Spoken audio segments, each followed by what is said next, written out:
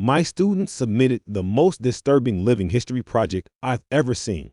One of my least favorite parts about being a middle school history teacher is the bullshit living history assignments we give at the end of every school year. Kids are supposed to sit with their grandparents and videotape, voice record, or transcribe their oldest memories for posterity and for an easy way to bring up their GPA. I have been doing this for 17 years, and when I collected the projects this time around, I assumed they would be as dull, if not duller than usual. This had not been a particularly bright class, so I went home, poured myself a glass of wine, and prepared for a long night of I only owned 2 pairs of pants when I was your age, and my brother got beat with a newspaper for hitting a baseball into a neighbor's yard. And of course, these projects were peppered with innocent, old person comments that were so horribly sexist and racist you just had to laugh. Now, I had a girl in my class whom I will call Olivia. She was pudgy, quiet, and proved herself a consistent B student. I expected her project to be as unremarkable as her, and perhaps that's why I was so profoundly disturbed by what I witnessed that night. Olivia had submitted 2 discs for some reason, so I began with the 1 marked interview. My screen hiccuped twice before a grainy image of a living room came into view. The place was a hoarder's hell. Olivia was curled up in an armchair, clutching a notebook and looking like a scared animal. Across from her sat a man with a somber countenance, smoking a cigarette and staring at her expectantly. "Go ahead," a woman's voice whispered from behind the camera. Olivia's owlish eyes flashed towards the screen, then back to the man. "I am here with my great-uncle Stephen," she began almost inaudibly. "He is going to tell us about his oldest memories from being in the army." Great-uncle Stephen looked like he'd rather be in a goddamn trench at the moment, but he waited patiently for the questions to begin. Not surprisingly, Olivia read verbatim from the suggested question sheets I had handed out to the students. He answered her curtly. Once or twice I heard her mother whisper, "Speak up, Olivia," from behind the camera. Typical, boring shit. So I was intrigued when Olivia set down the notebook and asked, "Did you like being in the army?" That was totally off script. Great-uncle Stephen emitted a chain smoker's wheeze. "No, glad to get out of my town though." "Where did you go?" "Balkans." "Ola," she said. I doubted she knew what the Balkans were, and my suspicion was confirmed when she asked, "Was Balkans very different from here?" "Yes." Mom cleared her throat from behind the camera, perhaps encouraging Great-uncle Stephen to be a little more forthcoming. But Olivia seemed genuinely interested. "Uncle Stephen," she asked, "what is your very worst memory from the army?" The old man crushed his cigarette in the ashtray and then slowly lifted himself out of his chair. "I'll be back," he mumbled. The camera cut off. When the screen flashed back on, everything was the same except Great-uncle Stephen had several pieces of paper in plastic sleeves laid atop all the crap sitting on his coffee table. One he held in his hand. "I was a kid when I enlisted," he said, looking at Olivia. "Your brother's age," he told her. Olivia nodded. "I never saw combat. Both of my deployments were to cities in Eastern Europe that had been destroyed by civil wars. Everything was a mess. I felt like a janitor for fuck's sake." "Ahem," Mom coughed. Great-uncle Stephen sighed and looked at his paper. "My unit was assigned to a school that had been obliterated by all the violence. Broken windows, caved-in rooms, and for some reason, the part that got to me the most was that the school had been like this for years before we got there. No one had lifted a finger to fix it. I saw kids walk by it on their way to go beg for money or whatever shit they did." The camera dipped towards the floor as I heard Mom whisper harshly at Great-uncle Stephen. I couldn't make out what she was saying, but it wasn't hard to imagine. "Do you want to hear this goddamn story or not?" I heard him bark in response. "Then you better let me tell it how I want." "Mom," Olivia chimed. "Please stop interrupting. Are you presenting this in front of the class?" "No, Mom, we're just handing it into the teacher." "I'm sure he's heard the word shit before," Great-uncle Stephen contributed helpfully. I wasn't taught he as a matter of fact, but other than that the statement was accurate. The camera was lifted, and after a couple of blurry focus adjustments, the shot was the same as before. "I'm talking too much anyway," he grumbled. He lifted the piece of paper in his hand close to his face. "In the basement, I found this letter. I didn't know what it said, but I had a buddy of mine translate it. So I'm gonna read it now, and then I'll tell you what I saw in that basement." A chill ran down my spine. Mom zoomed into Great-uncle Stephen and his letter. His palsied hands trembled as he held up the paper. This is what he read. "Dear Sir, I never loved my country. So many of these skirmishes are born from patriotism, a power struggle for the shards of a once great empire. But I do not care what name my home has on a map. This fighting is senseless, and I stay as far away from it as I can.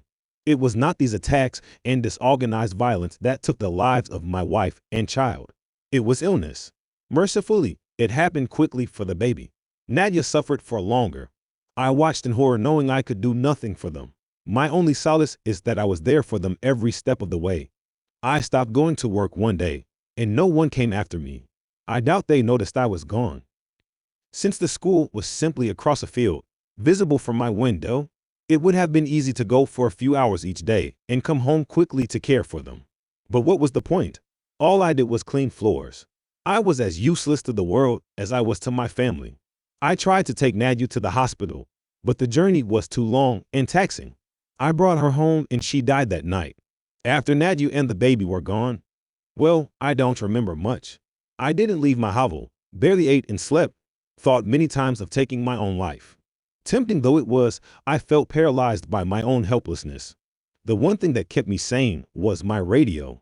I never turned it off once. Even though I didn't listen to the words being said, in fact, the channel I got the clearest was in English, I think, which I don't speak a lick of. But the voices, the music, and the true knowledge that life existed beyond this violent city sustained me. I have no idea how long passed before I saw the light of day again. I was dizzy from hunger, so finding food was my priority. My radio came with me, of course. Since I first hold myself up, it has gone everywhere with me. It talks to me as I sleep and as I wake. I don't know what it's saying, but I know I would die without it. Once I had some water and food, it occurred to me that the only thing left to do was go back to work. So I did. The following morning, I simply returned to the school where I was a janitor and got back to work. Nobody made a big deal out of it. Like I said, Nadia had been sick for a long time, and those who worked at the school knew it. I appreciate that no one had pestered me to come back to work during the hardest days of my life. The teachers never said much to me, but we smiled at each other in the halls, and that mutual respect was perhaps the reason I decided to come back at all. The place had gone to the dogs without me, so I simply grabbed my broom and rags from my closet and set to cleaning. Everyone is grateful to have me back, I know. And the best part is that nobody minds my radio. I bring it with me everywhere and keep the volume low enough not to disrupt the students. No one has ever complained. In fact, I suspect they like it. The schoolhouse is not very big, but does require a lot of maintenance. The floors are always sticky and stained, so I spend most of my time mopping. Kids make messes, I guess that's why I'm still in business.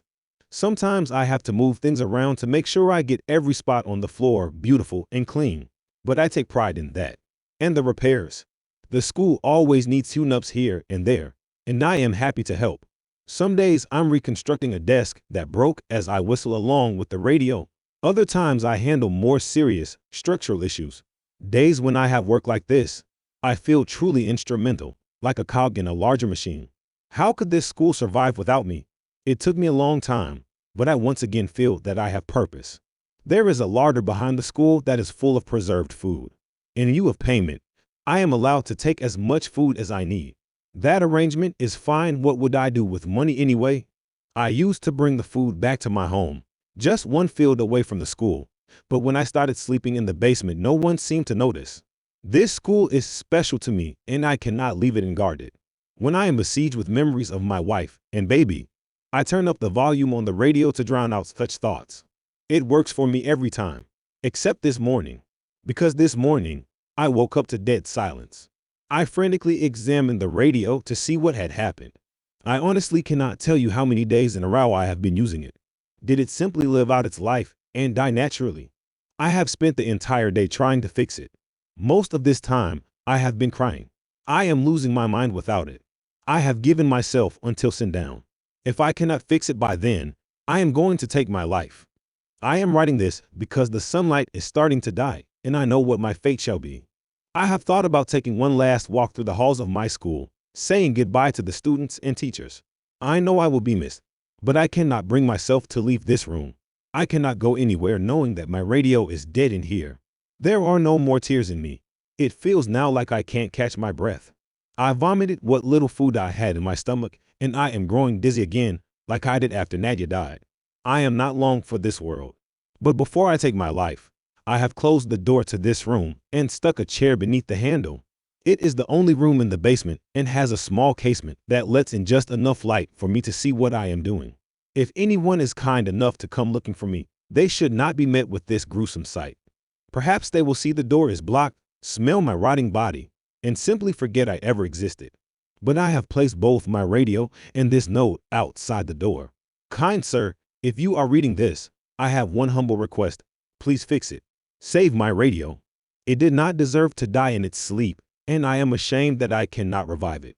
Now I am ready to join Nadia and little Ludmilla in heaven. I hope this school can find another janitor who loves and cares for it the way I do. The hour is now. Do not forget my radio. Stanislav, when Mom zoomed back out, Olivia had tears in her eyes. Thank you for sharing, Uncle Stephen, Mom said, her voice choked. I think we have enough. Wait, Olivia chirped. He said there's more. What did you find? Before Great Uncle Stephen could open his mouth, the image disappeared. My jaw dropped. Was that it? What did Great Uncle Stephen see? I promptly remembered that there was a second disc. This one wasn't marked, but I hoped it contained the rest of the interview. There was no video, only audio. The voice that started up was Olivia's. Hi, Miss Jarity. I'm sorry about my mom, but she refused to record the rest of what my uncle was saying. But I asked him to continue and secretly recorded the story as a voice memo on my phone. I remember you said earlier this year that history is written by the people who win wars. She sucked in a breath and commenced crying. But everyone's history is important, even if they are sad, pathetic people, and even if they never won a single thing in their life. I haven't slept through the night since I finished this project, but you have to hear what my uncle has to say. There were tears in my eyes, too. The sincerity of her words was beautiful.